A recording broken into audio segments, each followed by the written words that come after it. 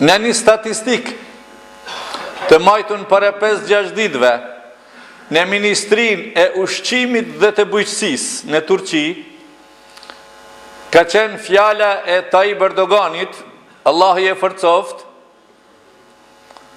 ku thot: kjo gjendje që është sot për neve zban të vazhdoj. Shpenzim i tepruar. Kjo gjendje zban të vazhdoj. Nuk është drejtësi, as nuk është zhvillim, as nuk është kënaqësi e lumturi.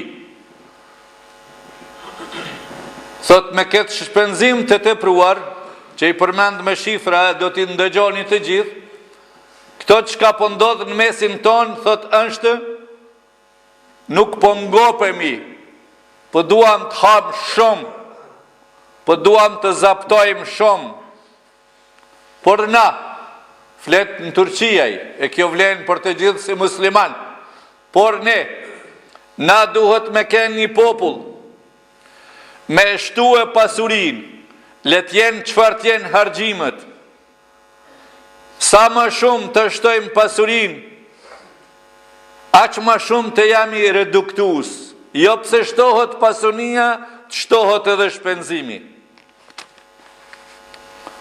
Në Turkije,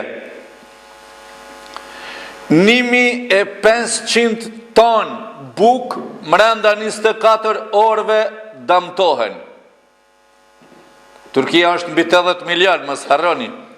Në Turqie, 1500 ton, jo 1500 kilogram, ton, një ton ka 1000 kilogram. Gjuhën, hidhen, shkatrohet, në muj, 550 ton, në muj, vlera e kësaj bukës, që keq përdorët, hidhet, hudhet në bërlog, për një vit, kap vlerën e 100.000 rogave të punëtorëve. Ose ndërtimi i 500 shkollave në vit. E ju mund t'i llogaritni pak, unë i shtina në kompjuter pak i këqyra, 1500 ton. Ka 30 cent me qenë. Llogaritni edhe ju të shtëpia dhe këtë ligjëratën ndëgjoni, edhe futeni pak vetin në matematikë. Që ta kuptoni jetën, jetën e juj, familjare, private. Pse kështu ndodh?